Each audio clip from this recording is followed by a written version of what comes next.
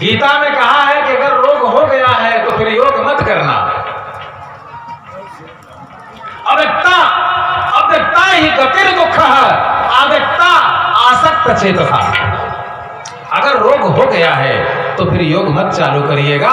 नहीं, अगर हो सकता है 10-20 साल अभी चलना है तो 2-3 साल में काम खत्म हो जाएगा। युक्ता हार विहारस्य नित्य युक्त चेतसा। योग उस व्यक्ति के लिए है जिसके पेट में कल शाम को केवल 1 रोटी खाई थी और 12 बजे रात पच गया है, भोर में कुछ नहीं है। नेति और धोती करने वाला व्यक्ति योग करता था।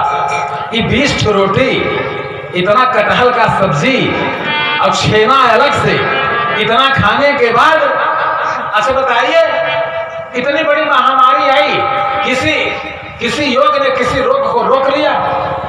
नहीं, गीता गलत हो जाएगी अगर योग से रोग रुकेगा तो। हाँ, रोग होने के पहले से योग करिए।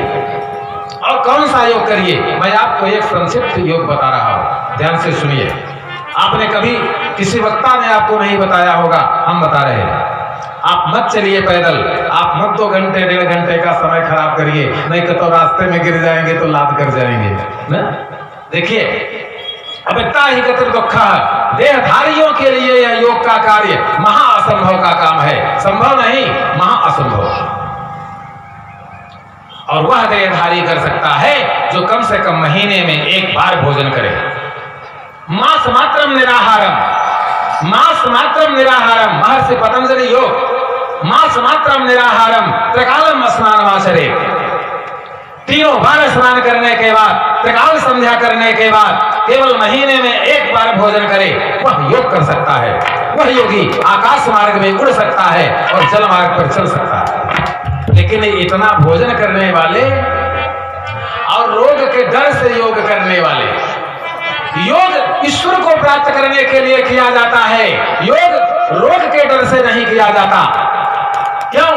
दुखम इत्येव यत कर्मः, गीता के 18वें अध्याय में भगवान ने कहा, दुखम इत्येव यत कर्मः काय क्लेशा भया तजेत असकृत्वा राजसम योगम नैवम योग फलम लभेत।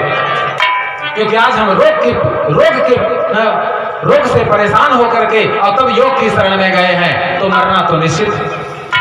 बोले इसका कोई रिजल्ट नहीं मिलेगा, गीता जाके घर पढ़ लीजिए। हम डर गए हैं इसलिए दान कर रहे हैं, दान मिथ्या। इसलिए डरने से पहले दान करिए और रोग होने से पहले योग करिए। देखिए, मैं एक छोटा सा योग बता रहा हूं। इस योग का अर्थ है कि ज्यादा से ज्यादा आपको क्या रिंकू सिंह, सर्दी जुकाम हो सकता है, अब इसके बाद कोई रोग जीवन में, सुन लीजिए। ऐसे देखिए, अपना दाहिना हाथ उठाइए और अपने दाहिने नासिका पर लगाइए। दाहिना अंगूठा दाहिने नासिका पर लगाइए, बंद कर लीजिए। फिर बाएं श्वास से 3 गायत्री मंत्र को ऊपर खींचिए और उस समय, खींचते समय, जहां पर आपका ये पेट में जो ये मणिपूरक चक्र है, मुंडली जिसको कहते हैं, वहां पर भगवान विष्णु का ध्यान करते रहना। 3 बार गायत्री खींचे ना और वहां विष्णु का ध्यान करिए। अब अनामिका अंगुली से दोनों नाक बंद कर लीजिए, सांस बंद।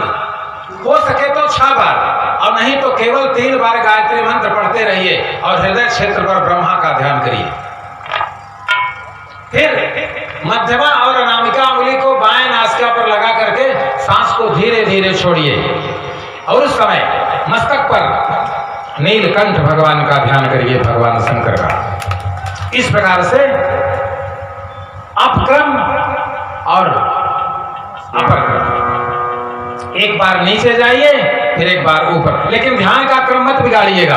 ऊपर जाइए नीचे जाइए, लेकिन ध्यान वैसे ही होगा।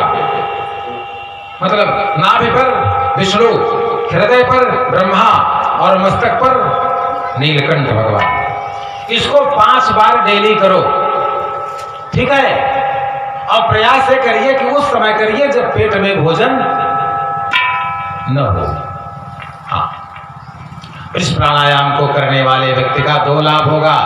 एक तो किसी भयंकर व्याधि में नहीं पड़ेगा, दूसरा ऊर्ध्वगच्छन्ति सत्त्वस्था मध्ये तिष्ठन्ति राजसा जगन्य गुणवृत्तिश्च अधः तिष्ठन्ति तामसा। देखिए मैंने आपको एक ऐसा योग समुत्तम योग युच्यते, इसको क्या बताया? समुत्तम योग युच्यते। ऐसा योग करिए। अब कपाल भाती कर रहे हैं, हाँ? अब बना न बना, अब कोरोना फट गई तो ये समय कोरोना के कारण खत्म है। गुरु वृंदावन बिहारी लाल की जय। तो ये संध्या है, इतना कर लिए, संध्या हो गई। और संध्या का समय चाहे जहां हो गया हो, चाहे साइकिल पर, चाहे मोटरसाइकिल पर, चाहे गाड़ी पर, केवल 3 बार गायत्री मंत्र का स्मरण कर लीजिए, संध्या हो गई। संध्या छूटनी नहीं चाहिए, ध्यान से सुन लीजिए। इस प्रकार से एक ऐसा योग हमने बताया जो सभी जनसाधारण के काम आने वाला काम।